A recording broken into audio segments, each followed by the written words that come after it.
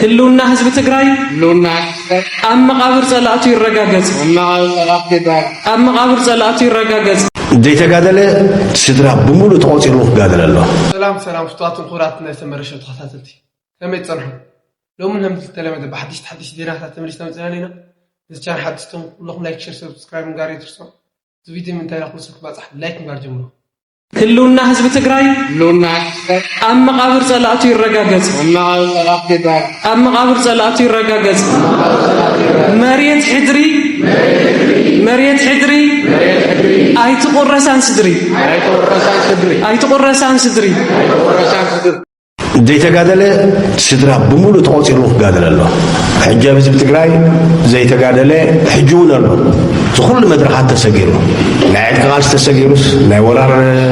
ሻዕብያ ተሰጊሩስ ናይ ዝሓለፈ ናይ ኩንታት ስልተት ተሰጊሩስ ዝኩሉ እናተገብረ ሕዚ እውን ከም ስድራ ከም ቤተሰብ ኣብዚ ከም ዘለ መድረኽን ታሪኽን ዘይኣተው ስድራታት ሕጂ እውን ከም ዘለዉ ዝፍለጥ እዩ። ሓዲኡ ከም እናገበረ ሓዲኡ ኣብ ካሊእ እናውድልደለ ዝሓልፈሉ ኩነታት ክፍጠር ፍፅም የብሉ ንሱ ዘየኣኽለና ድሕር ኮይኑ እውን ዘጋደለ ቤተሰብን ስድራን እውን ዝጋደለሉ ኩነታት እውን ይፈጠር ተባሂሉ ኣንፈት ተቐሚጡ እዩ ብፍትሓውነት እዚኣ ጉዳይና እያ ውራይና እያ ብጥብቂ ክንፍፅማ ዝግባአና እያ። ኣብ መስርዕ ሰራዊት ዝነበረ ብምሉኡ ዝቐርየው እንተልዩ ብምሉኡ ክምለስ ኣሎ ተቃሊስና ክንመልሶ ኣለና። ካብ መስርዕ ሰራዊት መፂኡ ኣብ ነፍሲ ወከፍ ስድራ ቤት ኣብ ጎጥ ኣብ ቁሸት ዝተኣናገድሉን ዝፅወረሉን ኩነታት ክፍጠር ብፍፁም የብሉ ኣይጠቕመና። ባራነ መሬት ጥራሕ ይኮንኩ ዝሓስብ ነይሩ ስዋኣት ገዛ እውን ይክስራሕ ነይርዎ ገዛ እዩ ክስራሕ ነይርዎ ኢና ናይ ኩልና ጌርና ከም ትግራይ ኩልና ንወፍረላ ገዛ ተሓጋጊዝና ክንታ ኩነታት ንፈልጣ ኢና ማለት ገዛ ኢና ክንዎም ነይሩና እምበር መሬት ኣይኮነ መሬት ማ ንሪኦ ኣለና ሽየጥ ከሎ ይገድ ንመሸጣ እኳ እዩ ዝኮን ዘሎ በቃ ተሸጣ ክተርፍ ናይ መሬት ስውእ በብኤና ከመይና ክንዝክሮ ሕዚ ንሕዚ ፀገምና ፈቲሕና ቅርሺ ሒዝና እንታይ ከም ትኮን ቅርሺ ፀሓይ ንፈልጠን ዝኽሪ ኮይ ኣብ ዓላታ ቦታ ዝኽሪ ዝሓልፉ ምእንታ ኽሪያ ስዋኣት ኮያ ትበሃል ንትግራይ ዝወለቐ ይኸው ትግራይ ተኽብሮ ይበሃል ገለና የብልናን ስውኣት ግን ኣለዎም ይበሃል ንሳድያ ትኾን ዘላ ሓዚ መሸጣ እያ ኣይከኣልናን ንኽእለሉ ግዜ ግን ክህሉና ይኽእል ይኹን እዩ ኣይከኣልናን ሕዚ በዚ ደረጃ እዩ በብኸባቢ ድማ ስኢሎም ሓደ ከተማ መቐለ ዘይትኽእሎ ፅዕና ኣብዚ ውሃብ ተተባሃለ ስኢልካ እዩ በብትውልዶ በብተሰልፈሉ በብወረዱ ዝርአ ገዛ ወይማትነና እዩ ድሓር ኦኬ ተባሂሉ ብምምሕዳራዊ መንገዲ ኣጊድዎ ዶክተር ደብረጽዮን በቀዳማይ ቅድም 3 ሰሙን እያ ተጻሒፋ ደብዳቤ ጽሒፉ በል ብምምሕዳራዊ መንገዲ ኣጊደኒ እሞ ኢንዶርስ ግበሮ ኢሉ ናብ ጀነራል ፍሳይ ጽሒፍዋ በፍጽም ኣነ ይነኽኣን ኢሉ ኣይ ኣምነሉን ኣነ ኢሉ ገሪፍዎ ተደሊኻ በዓልካ ኣግዶ ንዝመጽእ ነገር እውን በዓልካ ተቀበላ ዝመጽእ ክፍተት እንተሃልዩ በዓልካ ተቀበላ ኣነ ኣይ ቅበሎን እዚ ኢሉ እምበለ ኢሉ ኣይቅበሎን ኣነ እዚ ትኽክል ኣይኮነን ኢሉ ንምንታይ ትኽክል ኣይኮነን ኢሉ ምንባብ ዘይህሉ ከም ዘይቅበሎ ዝብሉ ዓናግር ክህሉ እዮም ውሑዳት ዓናግር ከየጽድፉና ንጠንቀቕ ኣይቅበሎን ዝወለሉ ካፍተን ንኣብነት ካፍተን ዋላ ብዘይኮነ መንገዲ ይኹን ተኸሰሰለን ዝብሎ ዘለኹስ ዝተወቐሰለን ናብ ገምጋም ንኽቐርብ ዝገበርኦ ገምጋም ጀነራል ፍስሓ ዝመርሓ ተወልደ እውን ኣቕርብ ተባሂሉ ዘቕረበላ ኣባላቱ ኣብ ቅድሚት ከፍ ኢሎም ብዙሓት ዓበይቲ ጀነራላት ንብሎም በዓል ወዲ ባቤ እውን ተሳተፍሉ እዩ ነይሩ በዓል ወድን በይተይ እውን ሕቶ ዝሓተትሉ እዩ ነይሩ ብግልፂ ኣቕሪበ እየ እቲ ማልታ ናይ ትማል ረኣይዋ ተመሊሱ ንኣፍቲ ጉዳይ ንሱ ኣብቲ ቅረብ ዝተባሃለሉ ካብ ዝተለዓላ 4 ነገር ከልዕለልኩ ከን ዓበይቲ ዝበሃላ ሲልካ ጥርቅሽ ምርቅሽ ነሪ ሓደ ናብ ብልጽግና ይኸይድ እዩ ንአዲስ አበባ ይመላለስ እዩ ዝብል ነዚኣ ጀነራል ፍስሓ እወይ መላለስዩ ኣነ ኤሊ ኢኸዮ ኣስሩሑና ኢልዎም ኣስሩሑና ሪኢኹም ኢንተሊጀንስ ሲ ብምስጢር ይሰርሕ እምበር እከሊተ ይኸድ ዘለኹ ናብዚ ከምዚ እየ ንኣዲስ ኣበባ ዝኸድ ዘለኹ ከምኡ ኢልካ ደ ይኽየድ ስለዚ ኣስሩሑና ኣነ ዘይፈልጦ ንኣዲስ ኣበባ ይከደን ኢሉ ሕዚ ተወልደ ንኣዲስ ኣበባ እንተዝኸድ ዋላ እውን ተወልደ ይልቀቕ ተባሂሉ ንኣብነት ሕዚ ግዝያዊት ኢሎማ ዘለው ዘላቒት እንተገይሮማ ተኣግድ እውን ሕወሓት ከምኡ ትገብር እያ ናይ ሕወሓቶም ክልተአን ክኾና ካብ ክልቲአን ሓዲአን እየን ሕዚ እከለኺ ደይብልዎን እንድግዛዕ ዝኾን ናይ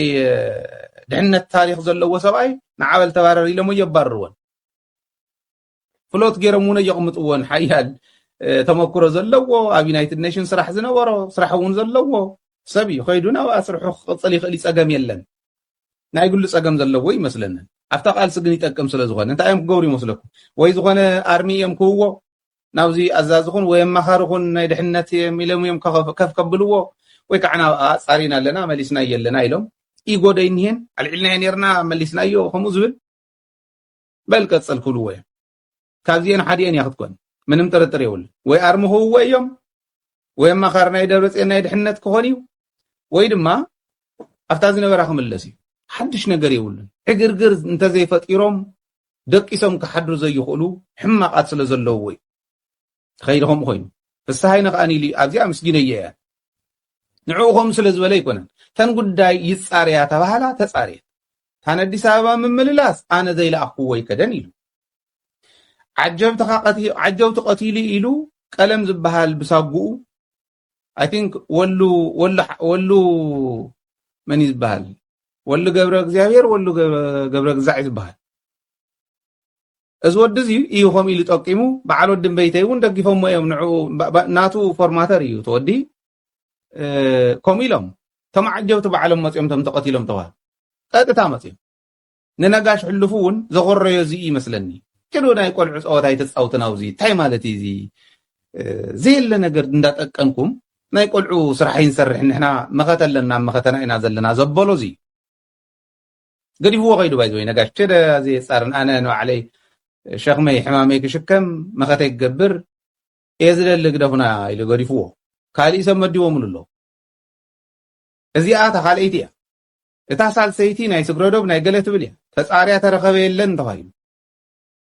ሕወሓት ከፍርስ ይደሊ ኢሎም እንታይ ምክንያትኩም ተተባሂሎም ሕማም ትግራይ ዝብል መፅሓፍ ፅሒፍ እታ መፅሓፍ እኒአትኒ ኢለኩም እየ ዓንቢበያ እዮ ኣትያ ክትወፅእ ኣብዚ ካብ ንዛረቦ ሓድሽ ነገር ይብሉ ሕማም ትግራይ ብምልአን ተነውዚ ንዛረበን ይዘርዚርዎ ሰብ ትግራይ ዝኒሄ ፀገም ይዘርዚርዎ ሓድሽ ነገር ይብሉ እዚኣ ምባል ተመስግኖ እምበር ከመይ ገራ ተውቅሶ ይገርመኒ እዩ ስለዚኣተን እዚአን እየን ተንክሱ ድሓር ተመፅራይ ተፃርዩ ምስ ተወድአ ኣይተወድኡ እንዲኹም ወዲእኹም ናብ መኸተኹም ደይተኣቱን ኢኹም ንሱ ፀገም ተሃልይዎ ፀገም የለን ኣልዕልዎስ በልዎስ ካሊእ ፀገም የለን ግን ኣፈላላይ ብዝፈጠረ ይትኸይዱ ህሊ ከይትግበርዎ ፍስሓ እንተኣሚኑሉ ፍስሓ እያ ሓላፊ እዩ ንፍስሓ ግዲድካስ ብፖለቲካዊ መንገዲ ብምሕደራዊ መንገዲ ንኣግደልካ መጋድ ትኽክል ኣይኮነን ኢለ ዝኣመን ኣነ ትኽክል እንተልኩሞ ፀገም የለን ሓሳበይ ዝገልፅ ዘለኹ እንተተፃርዩ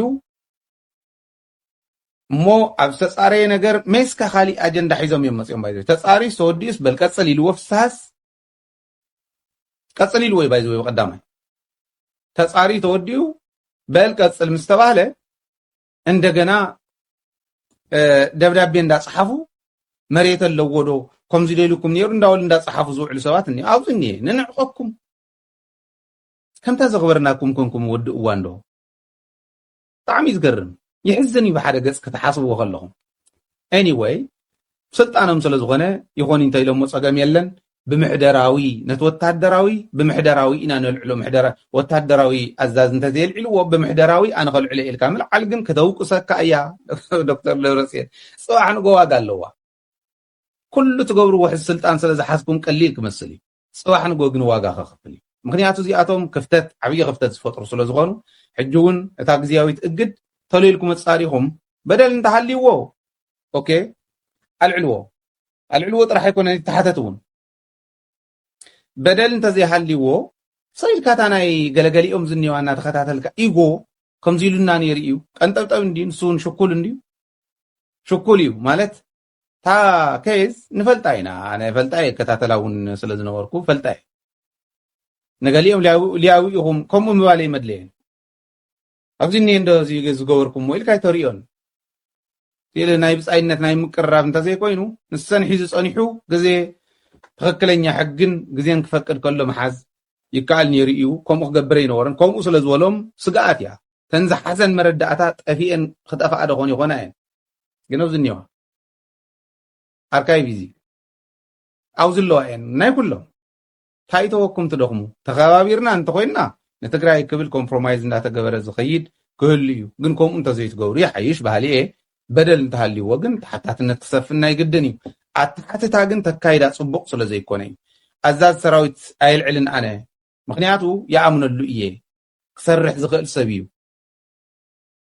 ኢሉ ከእሙጦ ከሎ ኣዛዝ ሰራዊት እንተኣሚኑሉስ ኣሚንካ ምኻድ ተሓይሽ ወይስ በቃ ደሓን ንሱ እንተዘይኣመነ بpolitikaዊ ወይ በመሕደራዊ መንገድ ልዕለልና ኢልካ እግድ ካብ ደብረጽዮን ክጽሓፈሉ ነውር ደይኮነ ተንዚኣ ህዝቢ ከመይ ትሪያ ተተጋጊያ ነተጋጊያ ኣለሁ ኣና ናይ ባዕለይ ሓሳብ የዘቕምጥ ዘለኹ እዚኣ ግን ጌጋ ሓደ ደረጃ ሓሊፍካ ነተኣዛዚኡ ኣይልዕሎን ኣነ ኣምነሉ እየ እንዳበለ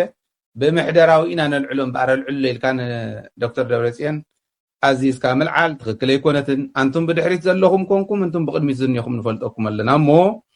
ትክክል ኣይኮነን እዩ ተጻርያ ግን ያ ህዝቢ ትግራይ ክፈልጣ ብደንብ ተጻርየን ይጻርያ ተባሂለን ተንዓንቶ ዝወልኮን ተጻርየን በልቀጽል ስራሕ ካይሉ ፍስሓ ኣዚዝ ወይ ሁሉ ነገር ተፈጢሩ ካይቡ ሕዝኩ አንነት ወይ ኣፍታ ዘይብሎም ክእለት አንነት ተወሲኻ ትጸገም ዝመጽ ዘሎ ጎዚ እዩ ማለት እና እዚ እንተፈሊጦም ኦኬ እንታይ ኢኹም ክድግፉና ትኽእሉ ሚድያ እኮ የብሎምን እኮ ሒዘትም ሰብ ኣብ 51 ዓመታ ህወሓት يترفد ميديا خلوا عري اكتيفيستون يبلا صبو غيرنا واحد ايديولوجي ختنتن زخل اكتيفيستون يبلا زينا كون وقس زلنا تنعس زي اوسيدم اوكي سلازي بزي احجزنا بزي اكل حجزنا بزي كوم غير كاي زغيد ازي سنفات زبلهم ازي رينا ازي جيمنا سنفات كنبلهم كلنا ايتقرعوا قالوا يقرعي نايلم كنا حنت خوسقلكم تناي افتنا يوحنس ينانينا افتنا يوحنس ገብረ መስቀል ክሲና ዘለና ጉጅለን ምን ታይ በላዕ ዘለኹ ኣነ ጉጅለ ይኮነትን ትክክል ይኮነን ኮቕሳ ግን ይኽእል ሰነፋት እዮም ተም ዝመርሑ ዘለዉ ግን ክብላ ይኽእል ሕወሓት ካልየ ተም ዝመርሕዋ ዘለዉ ግለሰባት እዮም ፅዋሓን ጎዝ ኸድ እዮም ባርክስ ፍትዋትን ኩራትን ተኸታተልትና ሎም ዕለት ሓርነ ብዲታ እዚኣቶም ምስ ነይሩ ትሞቹ ክምላ ተስፋ ንገብር እስካብ ፃንገለ ብልሎም ስናይ ፃንሕት ትኽነሉ